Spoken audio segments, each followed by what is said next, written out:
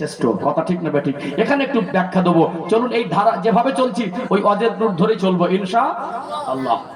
ও ভাইজানেরা, সোনার মানিক যুবকেরা, আব্বারা মায়েরা, দুনিয়ায় একটা মানুষ যদি আল্লাহর সঙ্গে তার সম্পর্ক তৈরি হয়, আল্লাহর প্রেরিত পয়গম্বর নবীর সঙ্গে তার সম্পর্ক তৈরি হয়, আল্লাহ এবং তার রাসূলের সন্তুষ্টি অর্জন করতে পারে, ওই মানুষটার মতো দামি মানুষ আল্লাহর আসমানের নিচে জমিনের উপরে আর কিছু হতে পারে না। এতগুলো মানুষ আমরা ইমানদার, বলুন ইমানদার এই শব্দটা আমরা শুনেছি কি শুনি নাই? আমরা সবাই ইমানদার। আল্লাহ সন্তুষ্টি অর্জন করা মানে নবীর সুন্নাতগুলো আমল করার ভালোবাসা মানে আল্লাহর কথাগুলো মেনে চলা মানে ওই মানুষটা হলেন ইমানদার মুমিন। কথা ঠিক না বেঠিক? একজন মানুষ যদি আল্লাহ সন্তুষ্টি অর্জন করে, ওই মুমিন বান্দার ঈমানের থেকে পৃথিবীতে আর কিছু দামি জিনিস হতে পারে না। আমরা দুনিয়ায় আজকে আমরা ইসলামের মূল শিক্ষা সঠিকটাকে না বুঝে দুনিয়ার বিজ্ঞানের আবিষ্কার, দুনিয়ার মানুষের তৈরি আবিষ্কার থেকে আমরা অনেক কিছু মনে করতে পারি, কিন্তু আল্লাহর আসমানের নিচে জমিনের উপরে ইমানদারের একজন মানুষের ইমানের দাম এত বেশি, পৃথিবীর থেকে একজন ইমানদারের মূল্য আল্লাহ পাকের দরবারে অনেক বেশি। জোরে বলুন সুবহানাল্লাহ। যেদিন এই দুনিয়ার জমিনে একজন ইমানদার আল্লাহ বলা মানুষ থাকবে না, সেদিন আমার আল্লাহ দুনিয়াটাকে আর বাকি রাখবেন না। এই দুনিয়াটা আমার আল্লাহ সেদিন ফানা করে দেবে কি দেবে না? টোটাল দুনিয়া থেকে একজন ইমানদারের মূল্য আল্লাহ পাকের দরবারে অনেক বেশি। জোরে বলুন। এই জিনিসটা আমরা যে ইমানদার, ইমানি শক্তি যে শ্রেষ্ঠ শক্তি, ইমানি শক্তি যে আল্লাহর দেওয়া সব থেকে পৃথিবীর জমিনে দামি জিনিস, এটা আমরা ভুলে গেছি না যাইনি? আজ এই জন্য আমরা ইমানি দুর্বলতায় পড়ে গেছি। এই জন্য আল্লাহর হুকুমগুলো আমাদের মানতে সেই মন মানসিকতা তৈরি করতে পারছি না। একদম মেপে কথা বলবো, যে কথা বলবো একদম সলিড, একটু হাতে কলমে বুঝে নেন জ্ঞানী শিক্ষিত মানুষ। আমি বলছি কি তাহলে একটা মানুষ তার ইমানের থেকে পৃথিবীর দাম বেশি নয়। ইমানি শক্তির ঊর্ধ্বে পৃথিবীতে দুনিয়ার মানুষের আবিষ্কার নয়। একজন ইমানদারের ইমানি শক্তি, পৃথিবীতে সবথেকে খাঁটি নিখুঁত ইমানদার ছিলেন কারা? নবী আলাইহিস সালাম গণেরা। কারণ আল্লাহর সঙ্গে নবীদের যে সম্পর্কের গভীরতা, সাধারণ মানুষের ওই সম্পর্কের ক্যাটাগরি নেই। নবীদের ইমানটা আলাদা ক্যাটাগরির ইমান।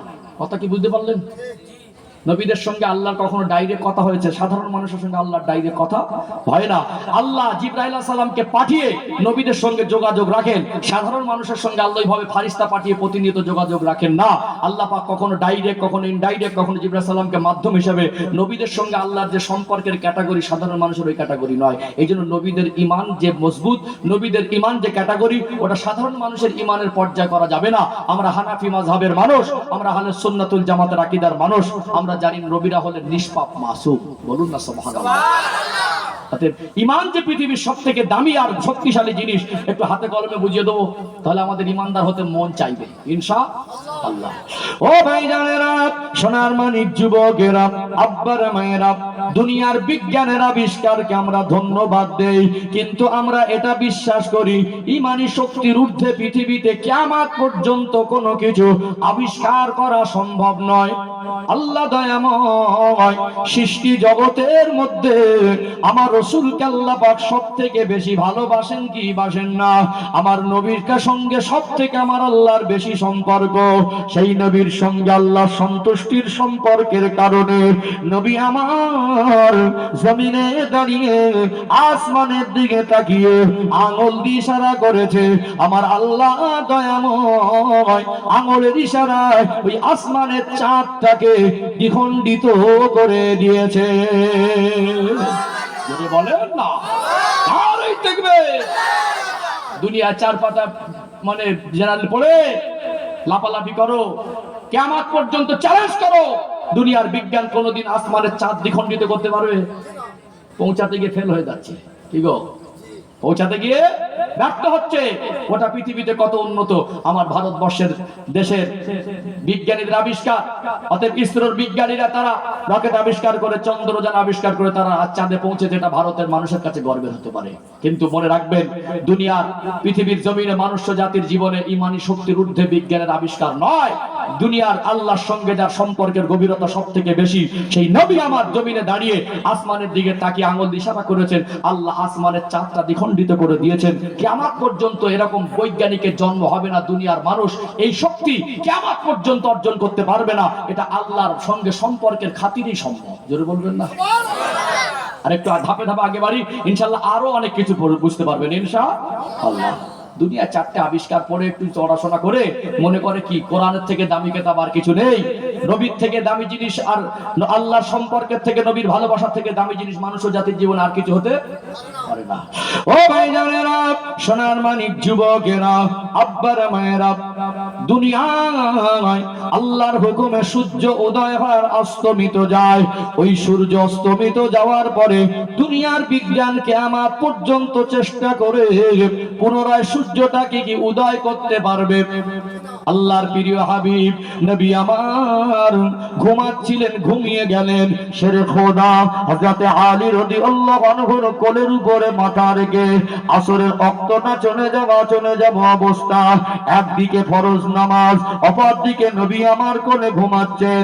শেরে খোদা হযরতে আলী রাদিয়াল্লাহু আনহু তিনি ভাবতে লাগলেন, নামাজটা যদি আল্লাহর জন্য, আর আমার রাসূলুল্লাহ তিনি আমার কোলে মাথা রেখে ঘুমাচ্ছেন, আমার রাসূলুল্লাহকে আমি অনেক ভালোবাসি, আমি আমার নবীকে জাগাতে পারবো না। নামাজের ওয়াক্তটা চলে গেল, এমন সময় আল্লাহ নবীর ঘুম ভেঙে গেল। ও হযরতে আলী, আপনি কি আসরের নামাজটা পড়েছেন? না ইয়া রাসূলুল্লাহ, না ইয়া হাবিবাল্লাহ, আসরের নামাজটা আমার পড়া হয় নাই। আল্লাহ নবী হাত তুলে দোয়া করলেন, ওই অস্তমিত সূর্যটাকে আমার আল্লাহ পুনরায় উদয় করে দিয়েছিলেন। বলেন না, নারে তাকবীর। দুনিয়ার বিজ্ঞানের শক্তি পারবে, কিয়ামত পর্যন্ত পারবে মানুষ, নবীদের ঈমান। আরেকটা উদাহরণ দেই, ধাপে ধাপে নিচের দিকে আসবো ইনশাআল্লাহ ইনশাআল্লাহ। ও ভাইজানেরা, সোনার মানিক যুবকেরা, আব্বারা মায়েরা, দুনিয়ার বিজ্ঞান আজকে রাডার আবিষ্কার করে আজকে নিম্নচাপের ওয়েদারটা ধরতে পারে। দুনিয়ার বিজ্ঞান আজকে স্যাটেলাইট আবিষ্কার করলো, পকেট আবিষ্কার করলো, মোবাইল ইন্টারনেট আবিষ্কার করলো। কিয়ামত পর্যন্ত বিজ্ঞানের বাবা 14 পুরুষের ক্ষমতা হবে না। 1500 বছর আগে মরে যাওয়া মানুষকে জীবিত করে তুলবে। কিয়ামত পর্যন্ত কি সম্ভব হবে? হবে না। আল্লাহ পাক হযরতে নবী ঈসা আলাইহিস সালামকে একটা মুজিজা দিয়েছিলেন। পুরনো কোন কবর, ওই কবরের ধারে দাঁড়িয়ে গিয়ে কুম বিইজনিল্লাহ বলার সাথে সাথে ওই কবরবাসী জীবিত জিন্দা হয়ে দাঁড়িয়ে যেত। জোরে বলেন না। পৃথিবীতে মানুষের আল্লাহ সন্তুষ্টি আর আল্লাহর সঙ্গে সম্পর্কের থেকে দামি জিনিস আর কিছু হতে পারে না। চলো নবীদের ক্যাটাগরি বললে অনেক বলা যাবে, নবীদের পরে হলো সাহাবাদের ঈমান। কথা ঠিক না বেঠিক? একজন সাহাবার দৃষ্টান্ত দিয়ে ইনশাআল্লাহ সহজে বুঝে আসবে। আল্লাহ নবী সাহাবী হযরত ওমর ফারুক রাদিয়াল্লাহু আনহুর খেলাফত শাসনামল, আল্লাহ দয়াময় জানাকে বেঁচে থাকা অবস্থায় জান্নাতের সার্টিফিকেট দিলেন। হযরত ওমর রাদিয়াল্লাহু আনহুর শানে আমার আল্লাহ দয়াময় কোরআনুল কারীমে 6টা আয়াত নাজিল করেছিলেন। সে ওমর রাদিয়াল্লাহু আনহুর শাসনামল তদানীন্তন সময়ে হযরত আমর ইবনুল আসকে মিশরের গভর্নর করা হলো। মিশর জয় হলো, মুসলমানদের দখলে চলে আসলো। মিশরে একটা বিখ্যাত নদী আছে, ওই নদীর নাম হলো নীল নদ। নাম শুনেছেন না শোনেন নাই? ওই নীল নদটা সাধারণ ভাবে শুকিয়ে থাকতো। একটা সময় বছরে একবার পানিটা প্রবাহিত হতো, সারা বছর মানুষ পানির সুযোগ সুবিধা পেত না। ইসলামের যখন ক্ষমতা এসে গেল, ইসলামের জয় হয়ে গেল, ওখানে যখন মুসলমানদের আয়ত্তে এসে গেল হযরত আমর ইবনুল আস রাদিয়াল্লাহু আনহু তখন মিশরের প্রাদেশিক গভর্নর। ওই সময় মিশরের মানুষরা এসে আবেদন করতে লাগলেন, ও মিশরের গভর্নর, এখানে আমাদেরকে এই পানির জন্য বড় কষ্ট হচ্ছে। এখানে মিশরের জমিনে যখনই পানির সংকট দেখা দিত, একজন তরুণী যুবতীকে সাজসজ্জা করে তাকে বলি দিলে পরে মিশরের এই নদীতে পুনরায় পানি আসতো। মিশরের গভর্নর তদানীন্তন সময়ে হযরত আমর ইবনুল আস এই কথা শোনার পরে তিনি বলতে লাগলেন, ইসলামের শরিয়াতে কোন মানুষ মানুষকে বলি দেওয়া এটা জায়েজ নয়। নদী দুনিয়ার মানুষের ক্ষমতায় চলে না, নদীর স্রোতটা চলে কার হুকুমে? সবাই বলেন কার হুকুমে? বিগত জীবনে মানুষের যত কুসংস্কার যত খারাপই আছে